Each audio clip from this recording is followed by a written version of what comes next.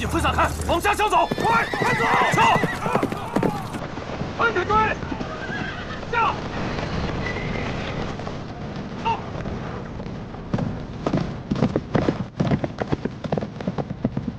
下！下！撤！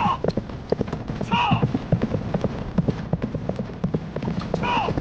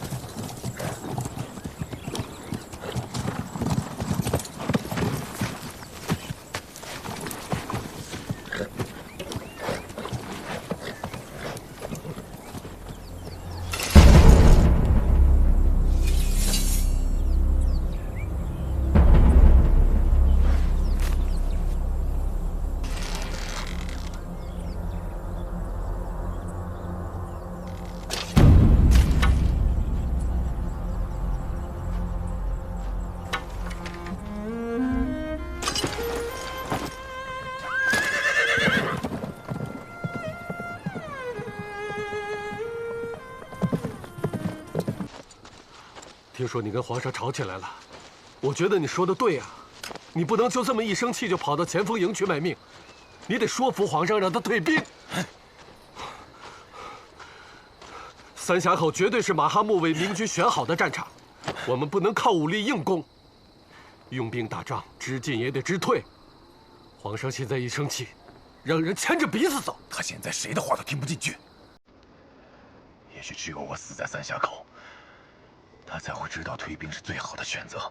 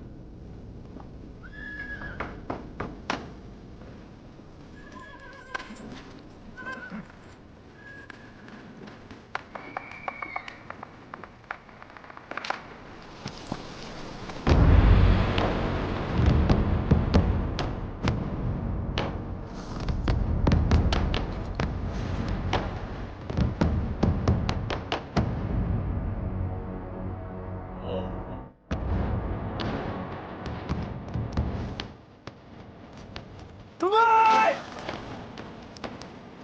烈火！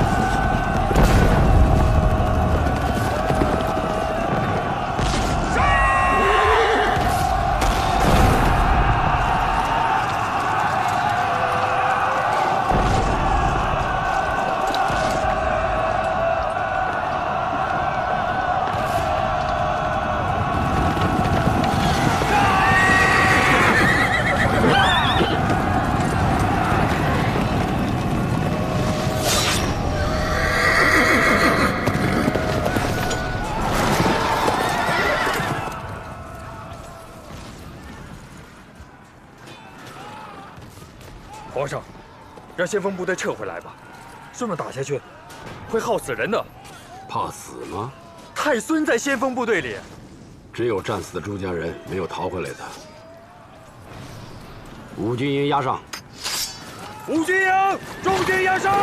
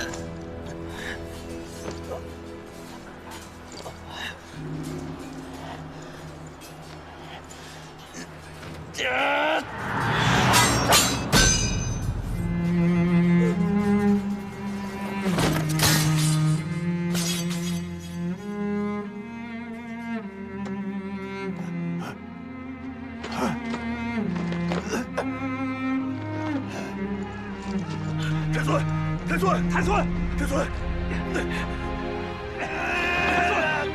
天孙。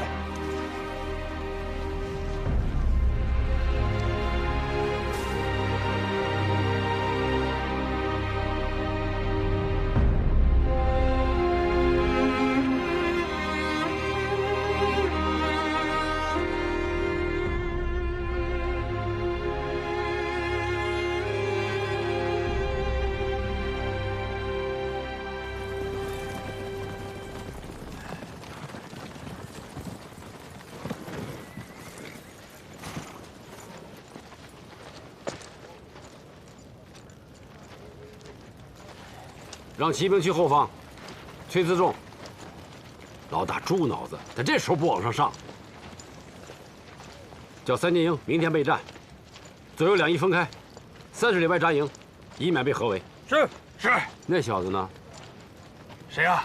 太孙。啊，他受了点轻伤，在他自己帐篷。爹，先吃口饭吧。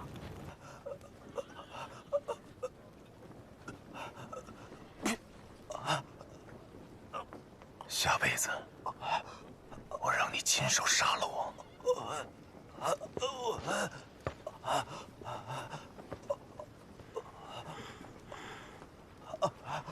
上哪儿了？啊？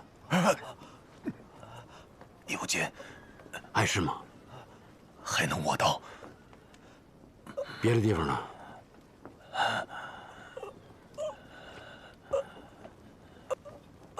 是他替我挡了一枪，要不然躺在这儿的人就是我。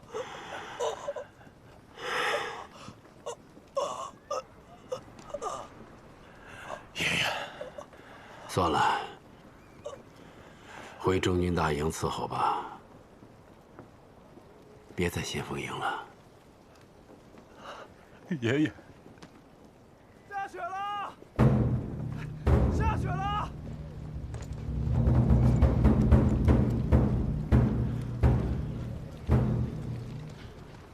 爷爷，不妨事，一直在晕。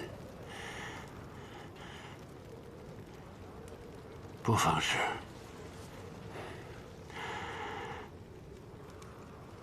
不要对别人讲。知道了。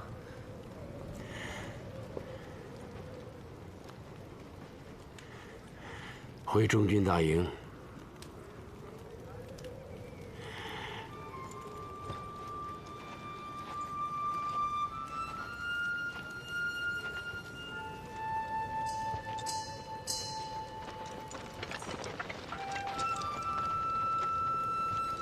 别再说退兵的事了，爷爷不会输的。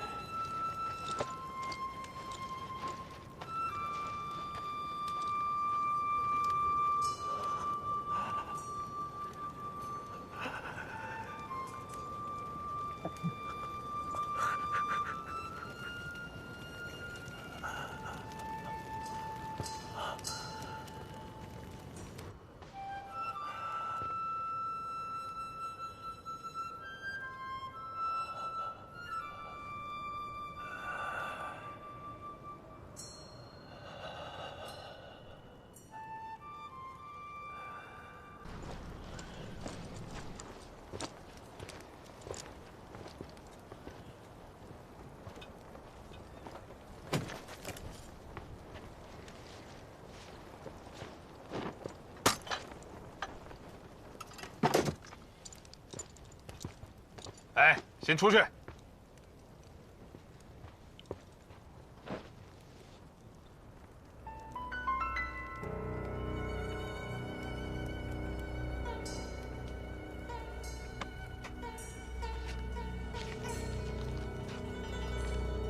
我说什么来着？老大他不傻，知道咱们打不了要往回撤，他马上把山海关的兵都换防了。你从哪儿弄的情报？我自然有我的办法。嘿，老三，二哥，何止山海关，宣化、大同、晋阳都换了驻军，未得太子爷手书命令，匹马不得入关。二哥，我说你不如老大明白事儿吧，你还真就不如他。你拿着这些情报想干嘛？他摆明要造反。他敢吗？皇上率领全国的精锐，眨眼的功夫回去就灭了他。他这是在提防你呢，怕你私自带兵挥师入关。监国嘛，帮皇上看家有什么不对？调换个军队算个屁呀！就你有渠道搞到后方的情报，皇上的锦衣卫是吃干饭的，我是吃干饭的。王爷让我问你，你跟他说，你呀得罪我了。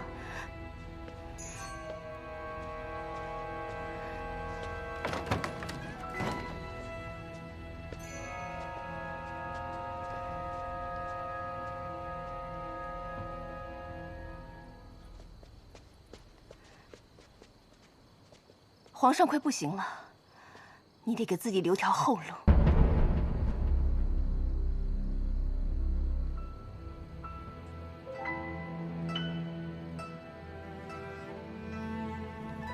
二哥，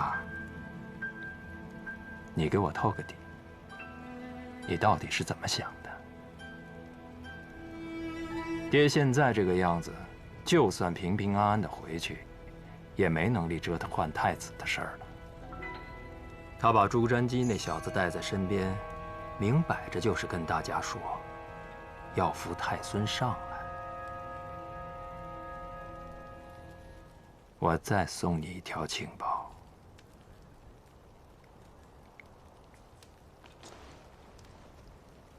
太子的身体只在朝夕了。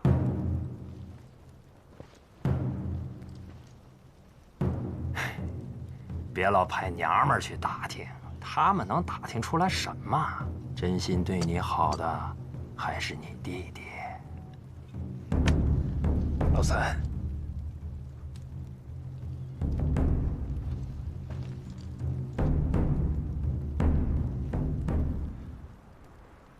老三，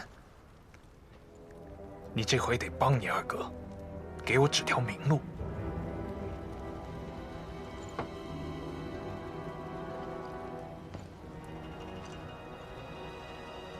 你要是看不上你二哥，你自己上也行。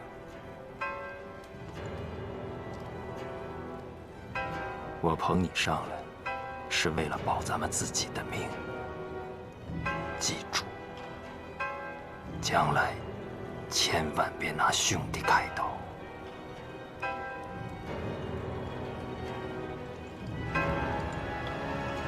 时间太久了，我们的补给还有多少？不足半月。这些天风雪太大了，2个辎重队上不来，药品和饲料奇缺。他们也奇缺，主要是马哈木这个贼头，学了我大明的兵法，竟然把2大营机就相对，瓦剌部居中策应。他把地形优势发挥到了极致。他们现在就跟王八一样，躲在壳里不出来，可是下血养攻实在是太难。可惜炮兵太远，要不然可以用炮击他出来交战。只要他肯出营，我和老二的骑兵再血战一场，就能把他的士气打垮。炮是有轮子的。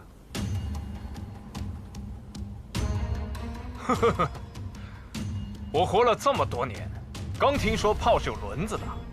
赵王说的未必不是个好主意。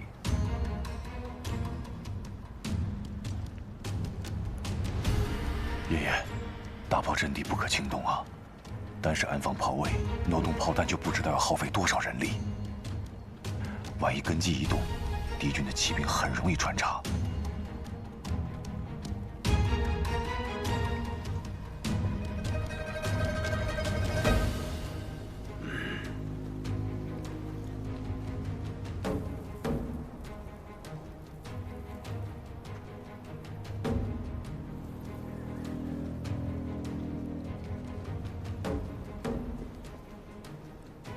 那就动，趁着晚上风雪大，红衣大炮向前移动1000步。3000营监视瓦剌大营。爹，这炮重的有上千斤，轻的也有110斤，一夜挪完。现在就挪，马上，有多少人上多少人。要是没有人，我老头子也填上，一点声音不能出，做好伪装。天亮之前，阵地就位，把这个王八壳轰开。是。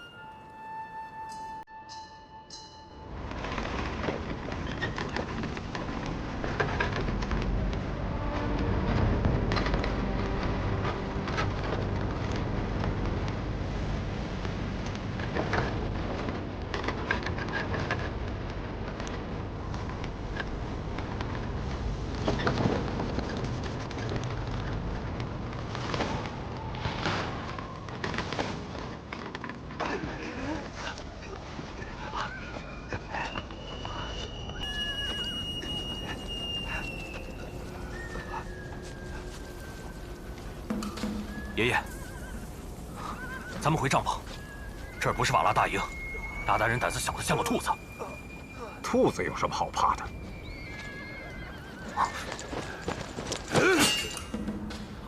我最爱的孙子，今天早上被射死了！你这个混血的杂种不撤兵，我们都要死在这儿了！孩子们都已经开始杀马了。于谦，收了刀，我们走。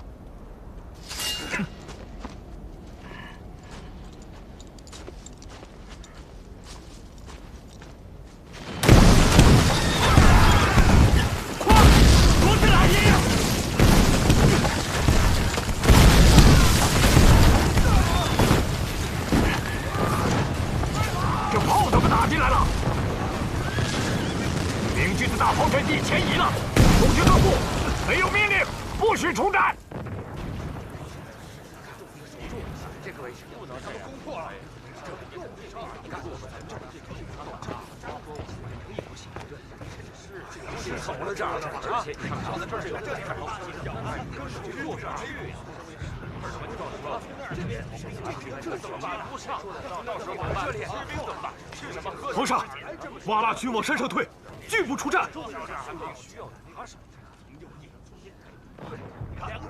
皇上，瓦剌军往山上退，拒不出战。是吗？皇上，瓦剌军往山上退，拒不出战。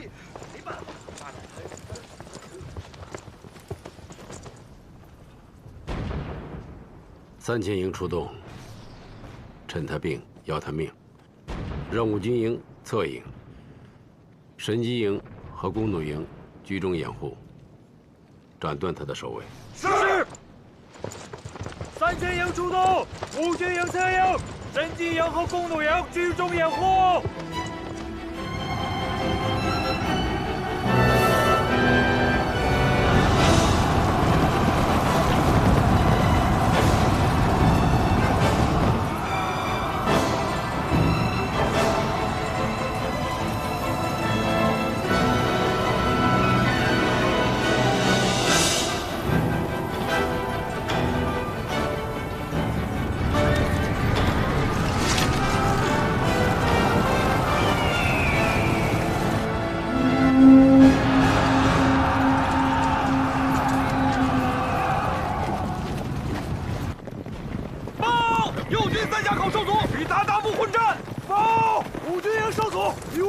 不混战！报！公怒营以迂回至山口！报！神机营以迂回至山口！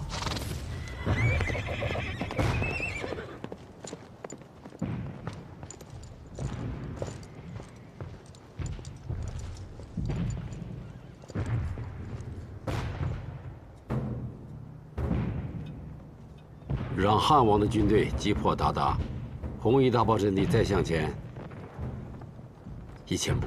不可！皇上，大炮阵地白天不能轻动，敌所据我皆在此。红夷大炮是我军进退的屏障，一旦轻动，敌人的伏兵即出。到这个时候了，还有什么伏兵？红夷大炮阵地前进1000步，炮轰敌营。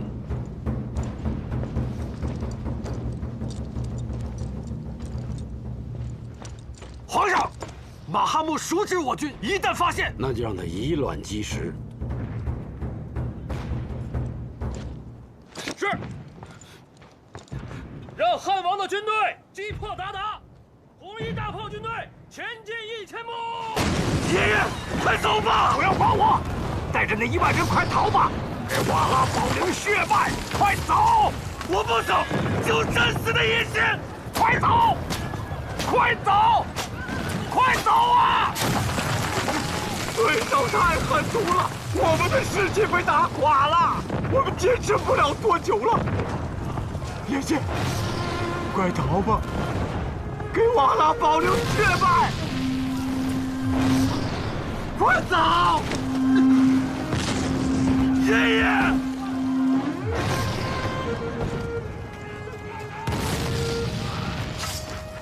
把我的马牵来！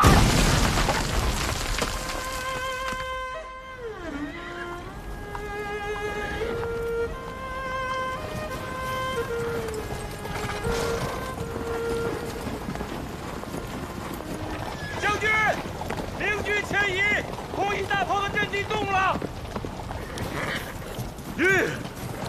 将军，明军迁移，红夷大炮的阵地动了。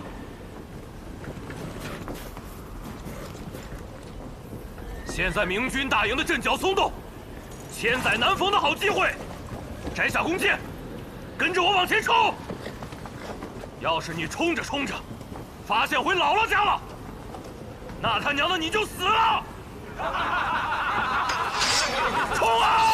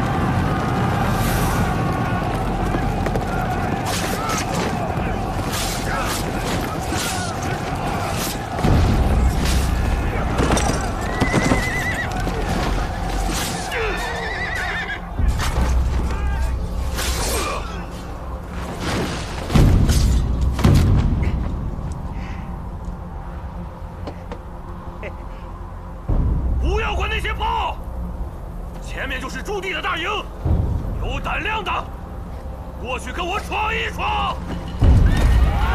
上！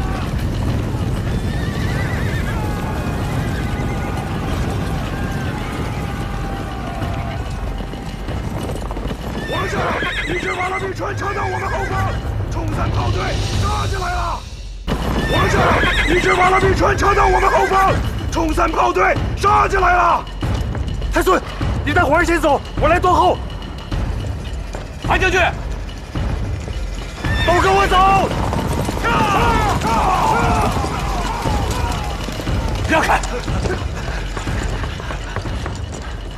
爷爷，敌军趁着我们挪动阵地的时候穿插了进来，您是千金之躯，先避其锋芒，要不然谁都走不了。我先避他锋芒。是。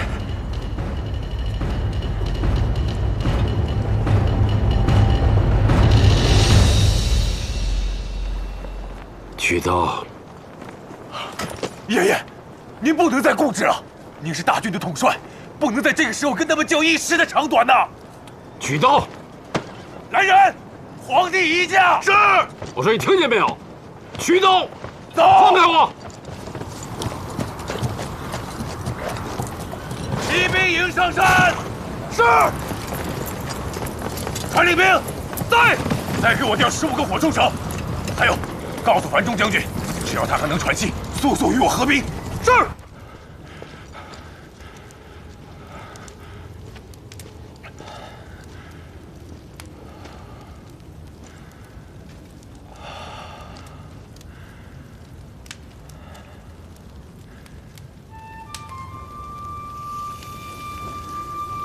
皇上，等樊中将军击破敌军，就会过来与我们合营。弘毅大炮阵地是不是已经丢了？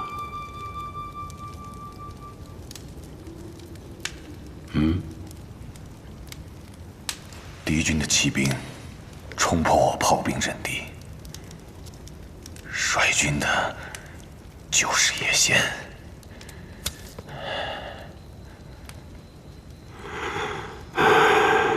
我知道，把他们先给杀了，把他们杀了。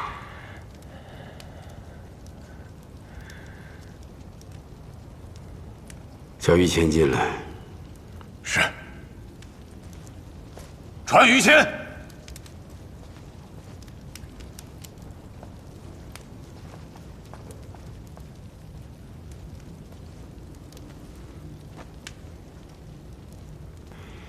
依着你看，马哈木下一步会攻哪里？马哈木会死守山口，野先的军队会不停地派兵追击我们。大炮阵地既失，左右两军和皇上的中军会被瓦剌骑兵断开。现在就是撤，一时间也撤不下去。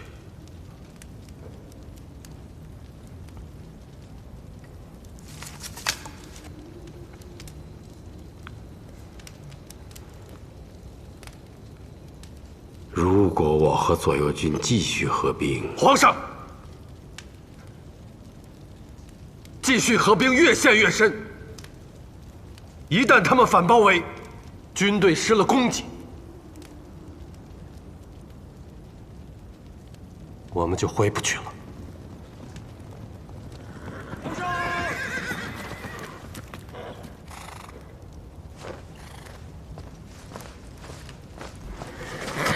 皇上！皇上！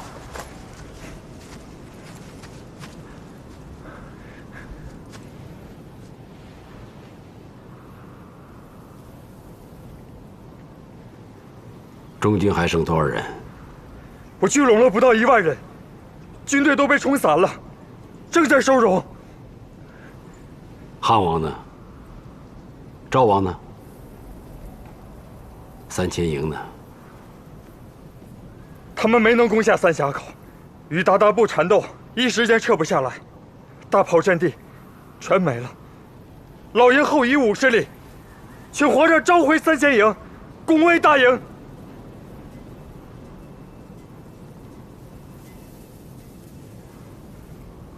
不能合营，可能会被反包围。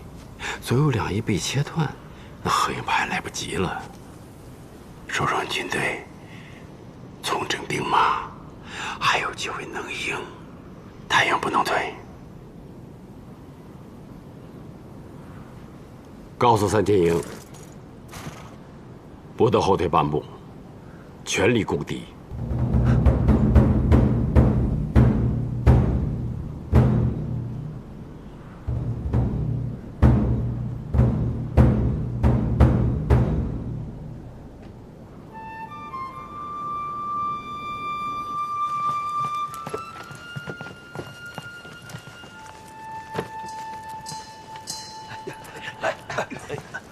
皇上，皇上！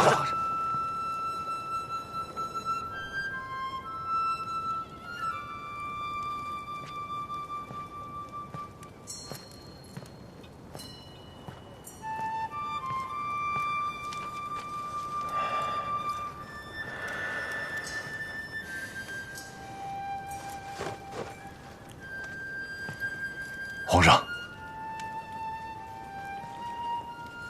丢什么东西了？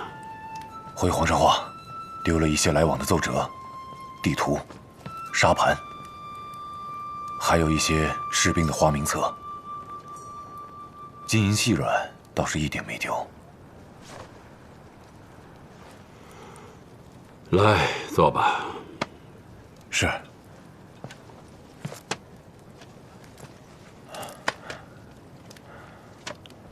叶仙跟你年龄差不多吧？是。这是个劲敌啊！这帐篷里这么多金银器不动，拿走的都是对打仗有用的东西。啊，我冒失了，给大明朝留了这么一个祸害。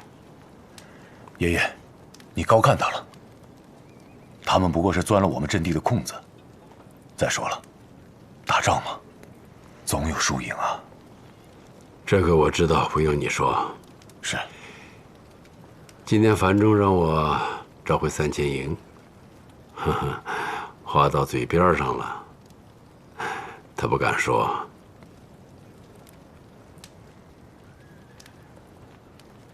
你也不敢说。爷爷是大军的统帅，我该说的话，之前都说过了。爷爷一声令下，大不了我把命拼了就是。樊中也做此想。那就好。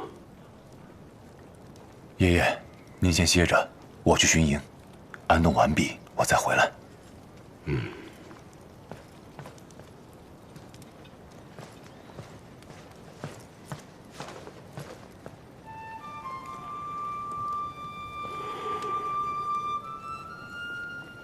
来个人。皇上，地图呢？再取过那幅地图来。于谦，于谦，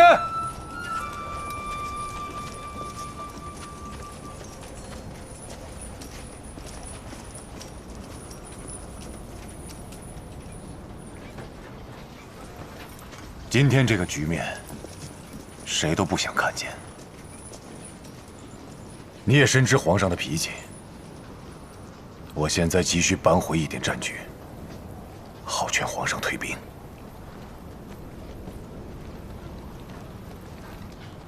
你了解马哈木，帮我想想办法。哼，我知道你说话难听，但你今天只要跟我说真话，我都受着。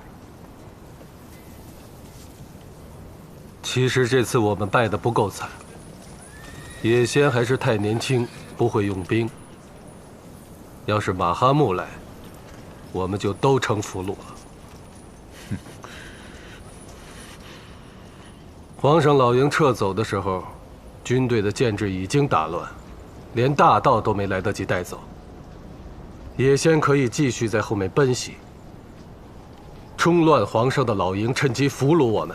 再抢了皇上的大道，攻击3000营的后方，军心一乱，溃败千里，这个局面就不好收拾了。你在卖弄什么聪明？我没有卖弄聪明，我担心下一次带兵来突击老营的就是马哈木，他是不会犯错的。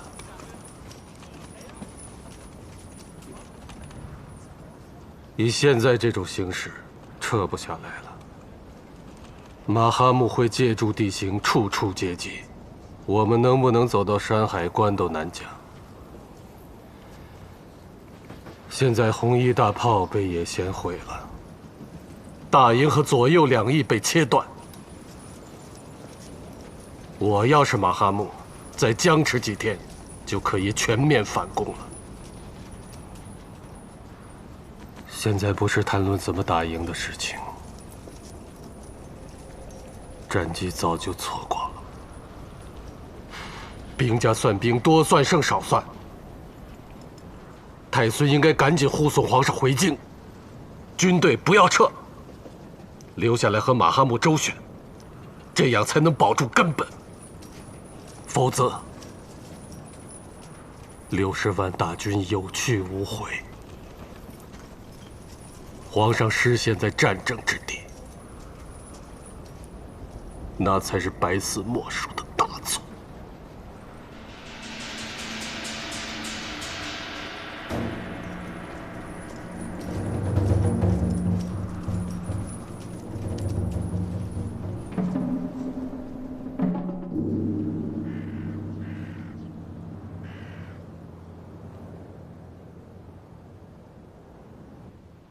这仗不能再往下打，是不是这么打了？是这样，不能打了。哎，他怎么来了？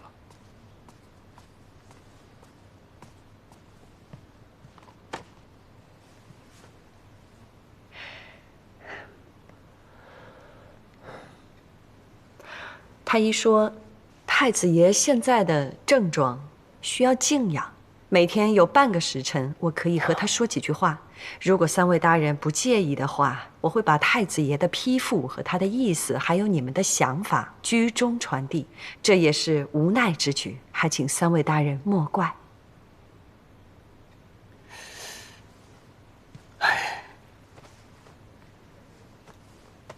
请问太孙嫔，这些折子，太子爷既然起不了床，他是如何批复的？我把折子看完了，再用简单的几句话讲完，再揣摩太子爷的意思批复。太子爷点头或是摇头，签名是我模仿的。这将来要是问起来，恐怕有些不合规矩吧？是啊，是不合规矩。现在国难当头，如果3位大人想要做事合规矩，那就应该带着6部官员马上去草原上找皇上。这，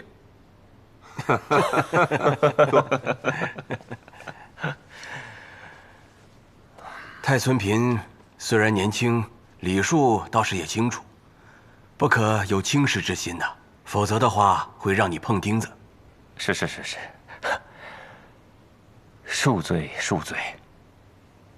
辎重粮战，太子爷想要选在榆木川，蒙语是乌珠穆沁，这个地方离辎重营最近，地势高又开阔，往前可以俯瞰敌军行止，骑兵也利于展开，攻守皆备。马上通知户部，在榆木川设营。从山海关和北京驻防的被窝兵选2万精锐，去榆木川接应皇上，镇守辎重。你去办吧。是。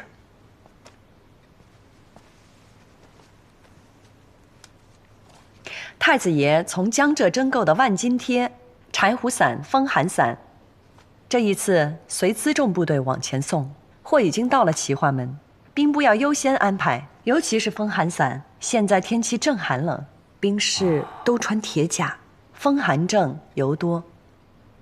这些要加以保护。遵命。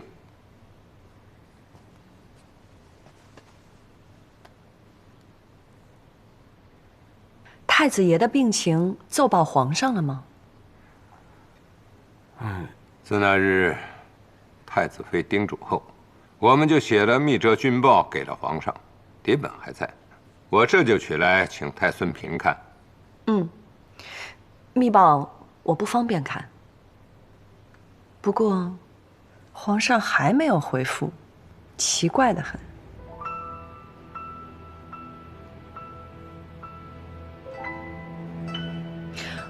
我问过太子爷的意思，用我的名义给太孙写了一封家书。我不管你们用什么方法，600里加急送出去。是。这密折向来到了就看，怎么皇上没回复啊？前线的仗打得急，皇上也未必有时间看，是不是？啊，是。其实你们也不用安慰，太子爷猜这次是打了败仗，所以不方便放太孙回来。这仗败到什么程度？你们是连太子爷都要瞒吗？红衣大炮阵地被端了，左右两军和敌人焦灼着。有军报吗？军报上写的全都是这件事，我们怕影响太子爷的身体，不敢送。说的也有道理。那我就先选些闲话说给太子听，你们把军报先给我，我等太子爷精神头好点儿，缓缓地说给他。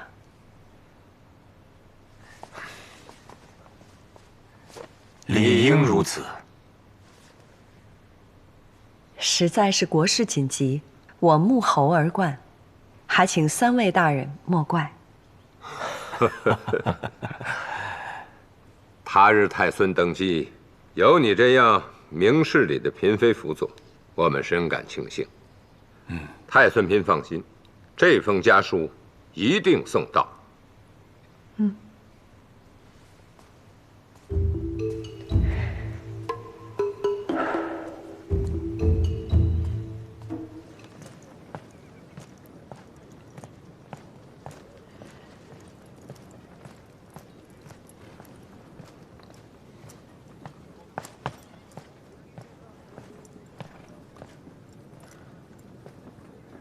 皇上，皇上，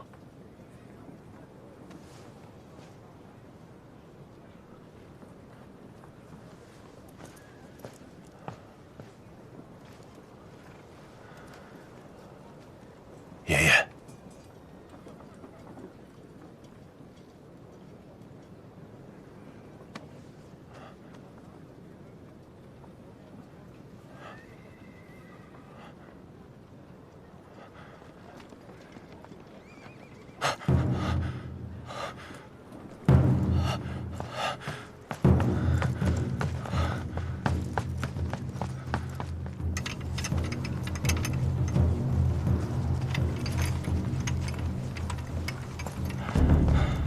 去请军医官，就说我得了风寒，让他过来看看。是。樊将军，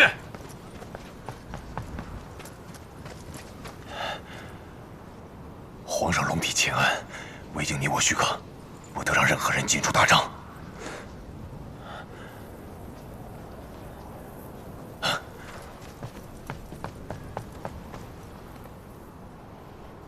来人！皇上和太孙商议军务，大营附近50步，不得再有人进出。关闭营门，站双岗，披马出营，要有我和太孙的手谕。是。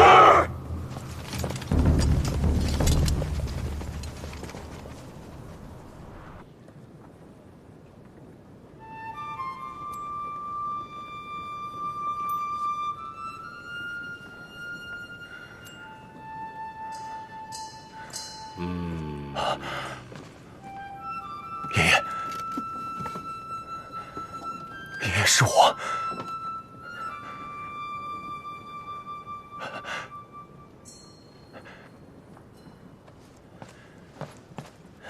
你随我来。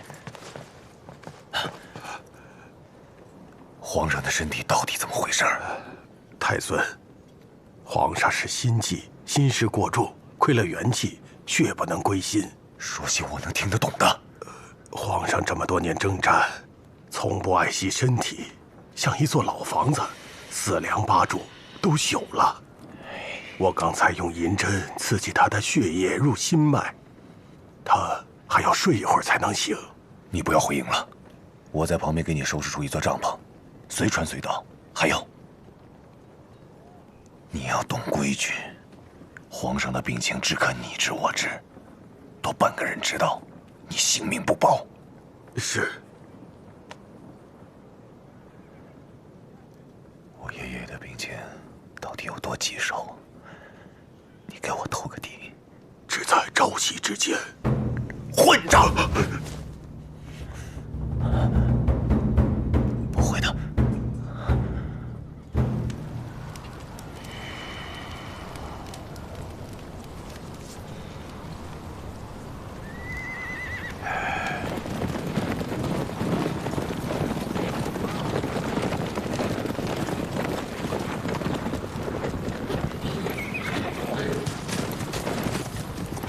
老二，你的兵怎么都在这儿躺尸啊？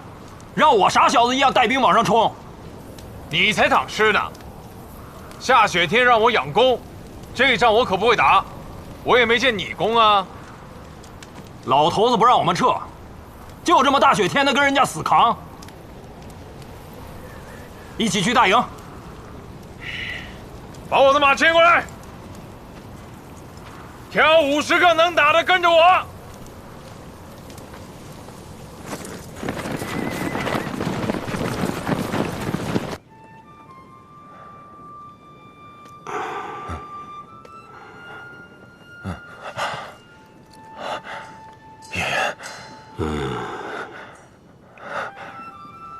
我这一觉睡到这个时辰了。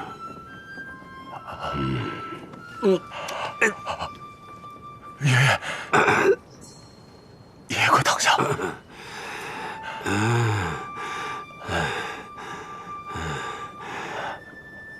爷爷，您躺好。医官说，您有些血不归心，要好生休息。出师未捷身先死，常使英雄泪满襟。别说这些不祥的话，您就是太累了。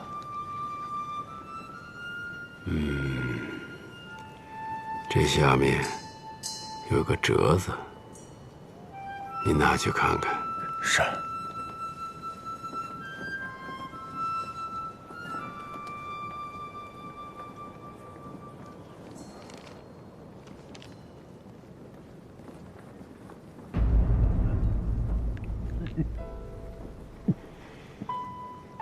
你别怨我，你爹病重，折子到了好几天了，我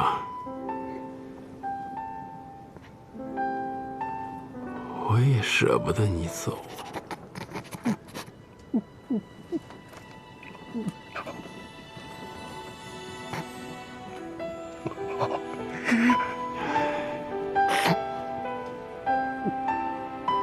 咱回家吧。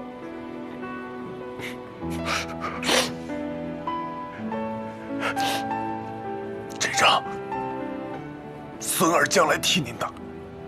您回北京好好养身体，我留下来报这一箭之仇。别怨我，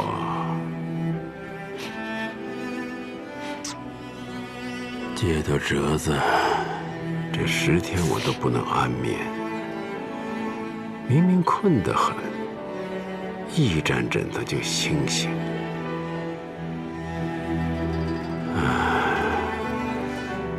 我自己知道自己的身体，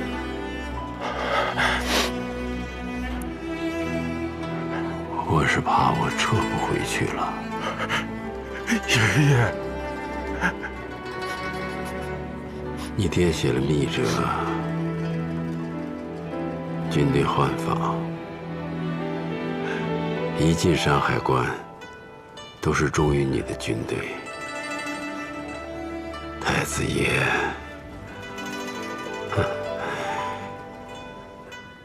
头角峥嵘，也不是凡人呐。爷爷，我爹对您绝对没有半点儿心。咱们现在就回家。啊，只要爷爷在，我爹在，天下没有难事。怕是难。我不知道你2叔、3叔会怎么做。我怀里还一份折子，你拿出来。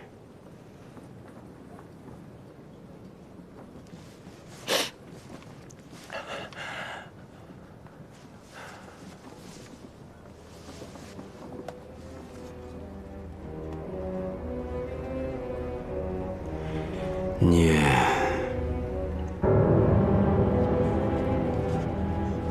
臣姚广孝推察大明之国运，上奏御前，推演黄道12宫，为百年3巨变，辛丑年一变，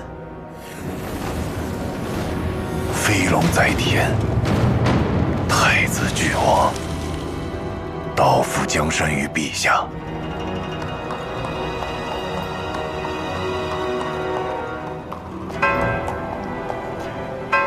庚寅年一变，龙战于野，血色玄黄，诸兄弟争于世，见血尽忠。甲午年又一变，白龙鱼伏9年，亢龙有悔，堕于地，又见血尽忠，仇杀无尽无期。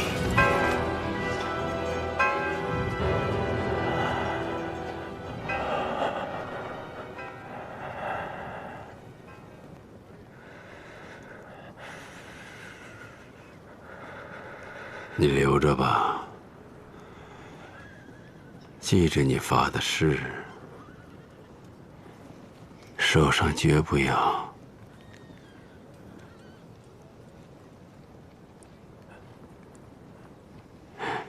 沾朱家人的血。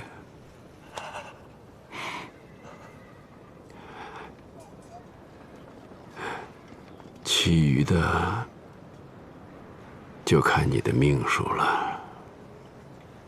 这份折子，你留好给儿孙，让他们也发下毒誓来。是。皇上和太孙商量什么军务呢？左右军都在雪地里熬着，还不知道怎么办呢。滚进来吧。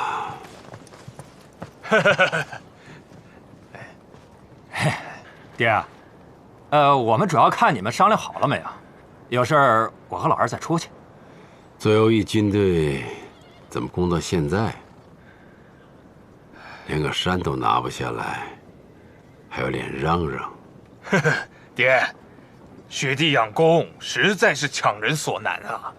那些瓦剌人射的箭又准，没必要拿3000营这么耗啊！等雪一停，我马上带队上去把他们给灭了。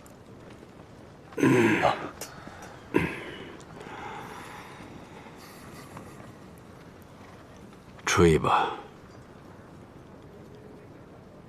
给你们10天，攻得下来就攻，攻不下来就撤到榆木川。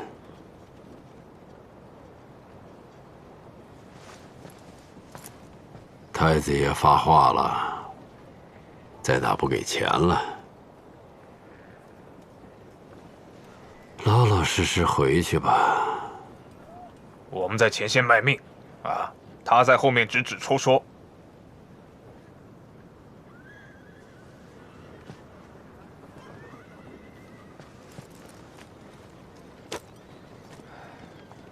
天好，一起骑马出去走走。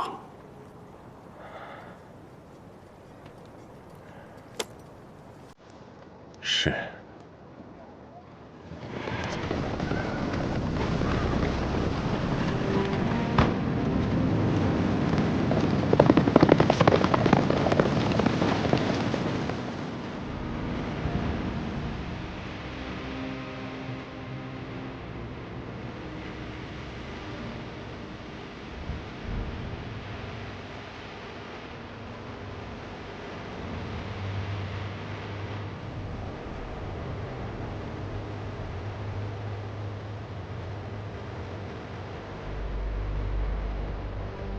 你们说，天尽头那座山是哪里？那儿应该就是狼居胥山，当地人叫海尔汗。当年霍去病封狼居胥就是在那。那天尽头那座山以外呢？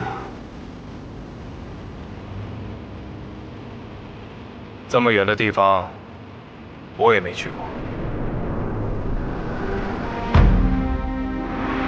人生真短，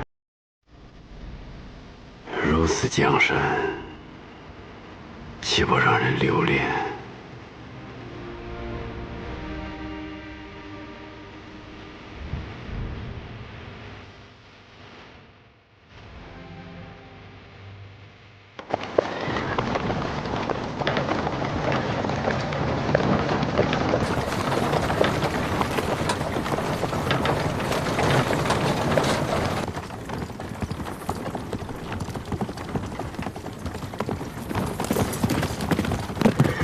杨大人，等你好久了。海村，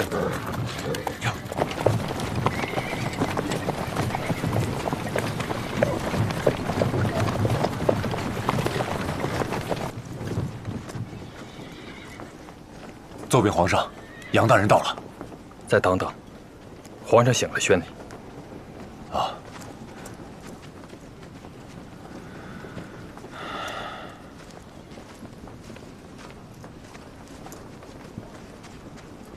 我爹他身体如何？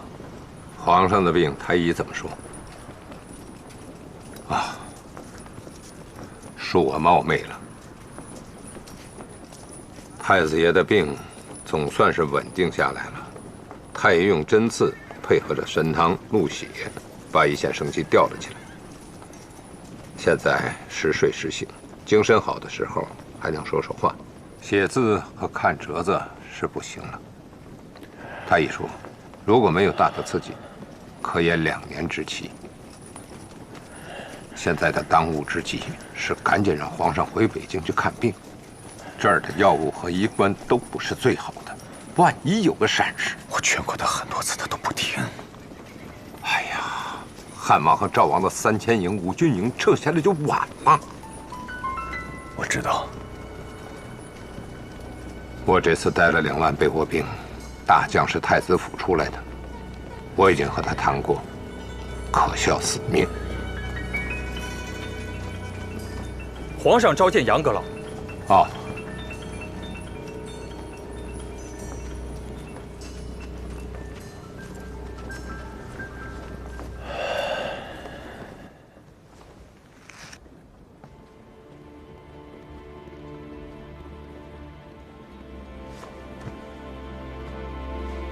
皇上，圣公金安。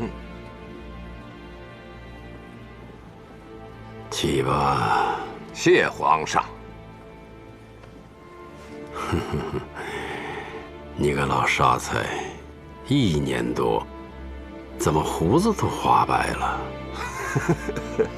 皇上，岂不闻光阴如骏马加鞭，日月如落花流水？哪有不老的道理哦？这倒也是啊。那日我低头一算，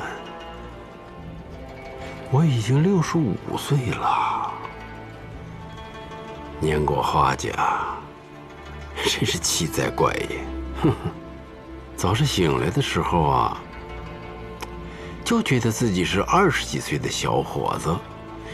能开5弹弓，用60斤大刀劈重甲，血战3天3夜回来，睡大觉，吃10张饼，10斤羊肉。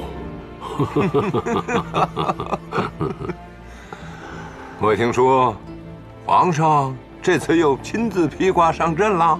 撤退的时候，我连杀2阵，马哈木像条老狗一样。连面都没敢露，夹着尾巴逃了。重创瓦剌，你说，以我这个年龄，上马杀敌，下马治国，古今往来哪个帝王比得了我？这个自然无人能及呀。皇上春秋鼎盛，还需要好好养养身体。地下的儿孙都长成了，风霜雪雨也要分给别人一些。唉，回不去了。走到帐篷门口就没力气了，一动就晕，如利刃刺心。医官说我是风前烛，雨里灯，雨里灯。这次叫你来，有大事托付。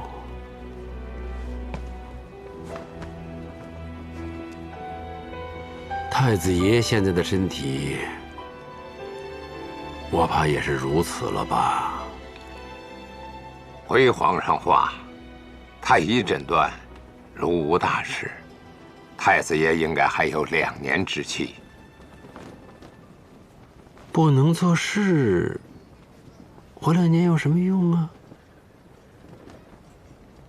只是死了没埋。朝中政务全凭太孙嫔和太子爷交流，太子爷还是可以一言而断的。内宫夫人参政，有可杀之罪，太子爷何必连累他们呢？你回去跟太子爷说，叫公正司处死。皇上，太子爷他也是权宜之计呀。闭嘴！太子今天到这个地步，能继位吗？龙椅上坐着一个活死人，我怎么跟祖宗交代呀？他生死一线，太孙能当国吗？汉王、赵王岂能容他？眼看又是一场大战。杨士奇，你要明白我的心意。我是小，误国是大。是，为皇上所命，臣以死报之。我想立老二做皇帝，你要给太子爷一家寻一个好出路。老二虽然浮夸了些，总还是听我说的话的，能压得住老三，天下不会乱。要琢磨出办法，保住太子一家的命。我不能让后人说永乐篡位，后世儿孙个个学他，自相残杀，为千古所笑。你说呢？皇上圣明。南京的朝廷建制虽全，实则清闲无事。汉王登基后，可将太子一家移过去。老虎失去爪牙，汉王应该不会再步步紧逼。这口安乐饭，总该能吃到老。另外，请皇上手书一道旨意，通晓百官，供奉在祖庙之中，令汉王和赵王立下血誓，朱家后人断不可再自相残杀，否则死不入祖庙，天下共击之。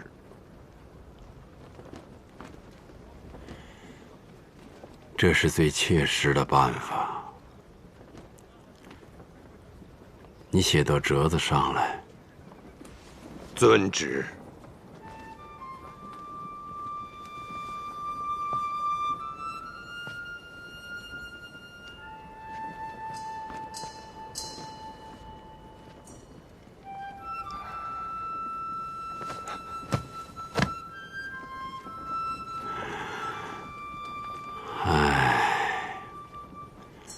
你还要替太孙说话吗？臣不敢。他如果继位，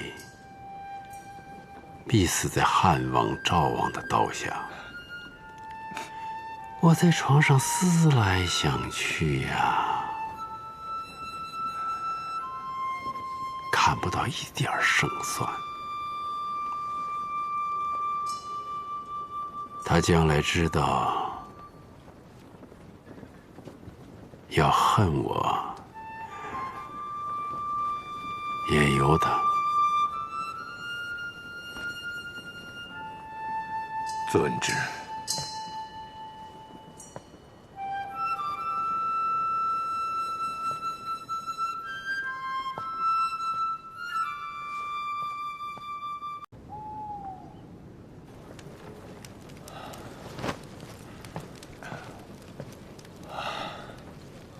退下吧。我正要找你呢，没想到你自己先喝上了。我给你弄点下酒菜。太孙，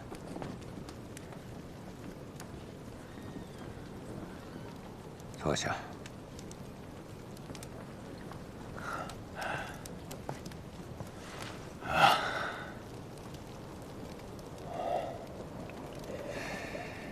在你这里说话，安全吗？帐篷外1000步都是我带的死士，但说无妨。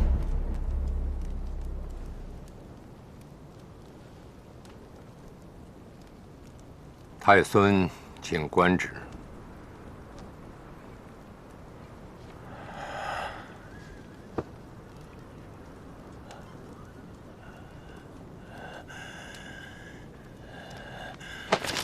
杀！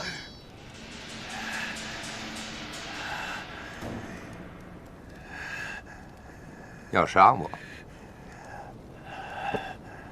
杀了杨士奇，能改变皇上的成见吗？皇上的神机营，汉王的3000营，赵王的5军营，樊中的1营精锐，你指挥得动谁？我初听圣旨，也觉得不可思议。我仔细再想想，皇上考虑的对。只有汉王做了皇上，天下才不会乱。他的心意很难挽回了。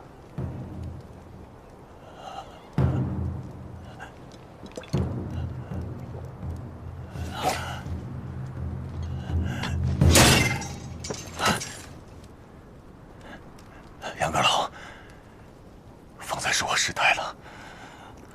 长夜迢迢，你我可做促膝之谈。天一亮，皇上要看折子，盖上玉玺，此事就再无机会了。多谢阁老，深夜告知此事，战绩无以为报，深知歉意。阁老，容我日后报答。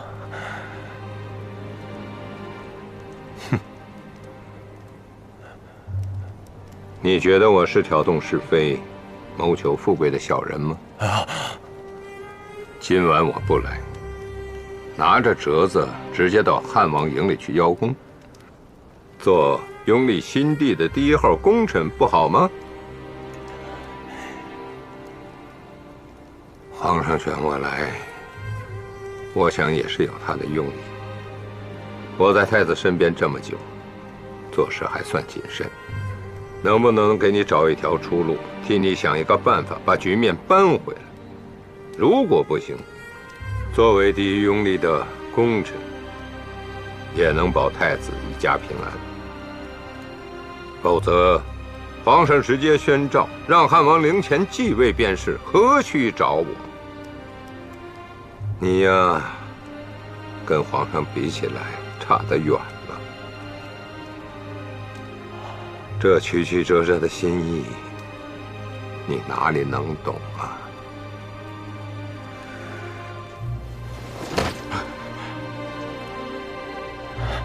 请阁老指教。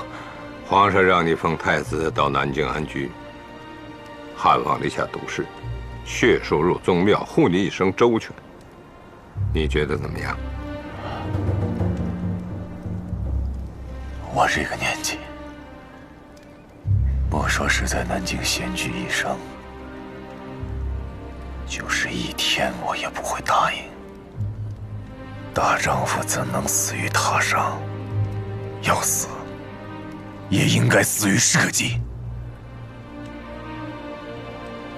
请大人转呈爷爷，他无需担心江山不稳，待他在折子上盖上玉玺，我定当自刎报国，追随他于地下。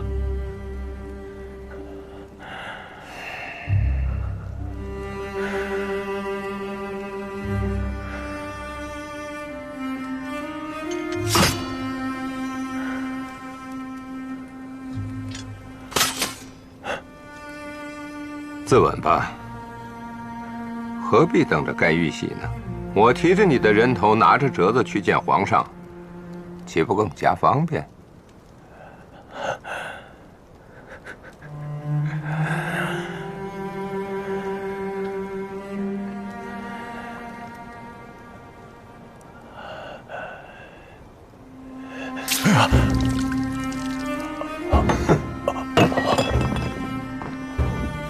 你怎有这种弃世之念？父母还在，你这样负气自尽，将来人置皇上于何地？置太子爷于何地？不忠不孝，你称得什么大丈夫？夸得什么英雄？哎呀，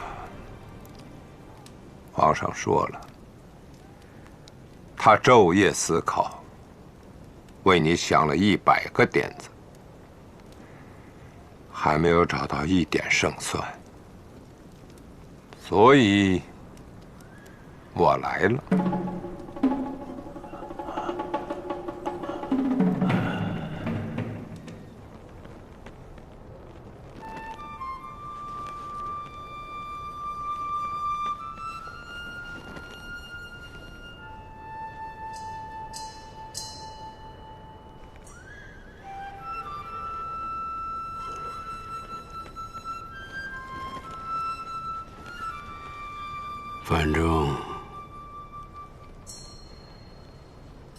范仲，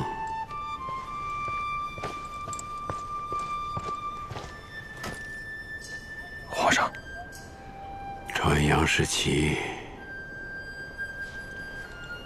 是。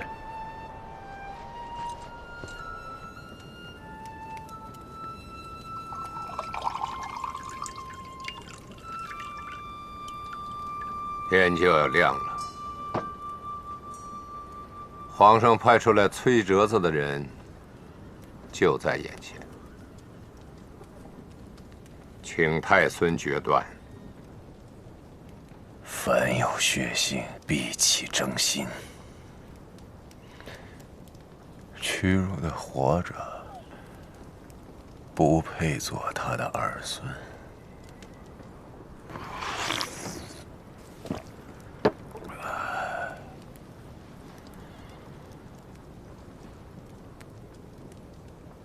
我随你一同去见皇上。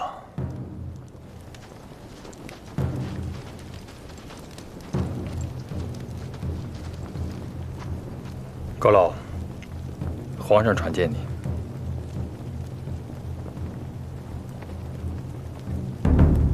折子上写不清楚的，还烦劳太孙去讲清楚。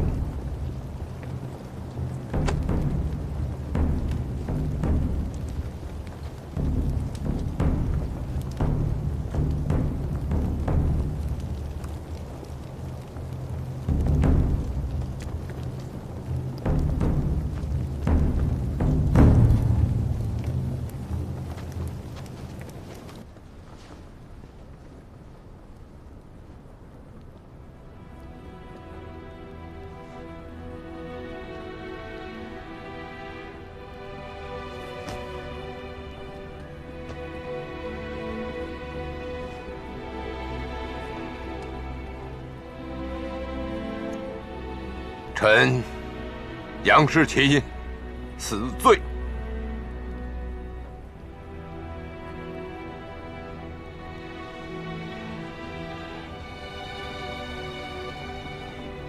皇上，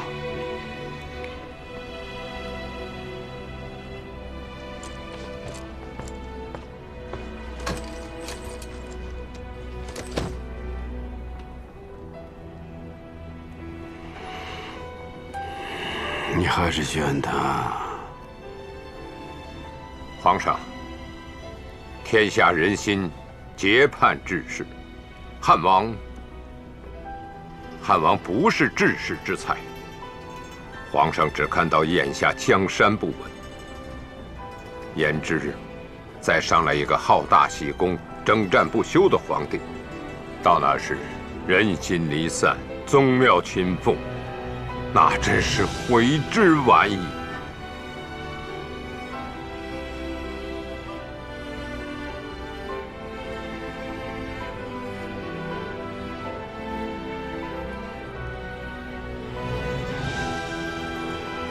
你打不赢的。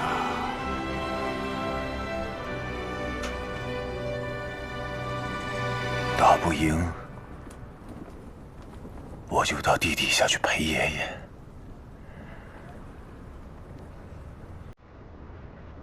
爷爷，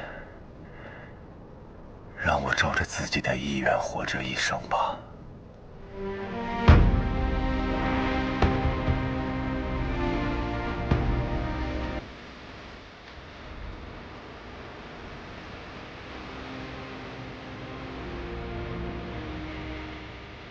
求爷爷成全。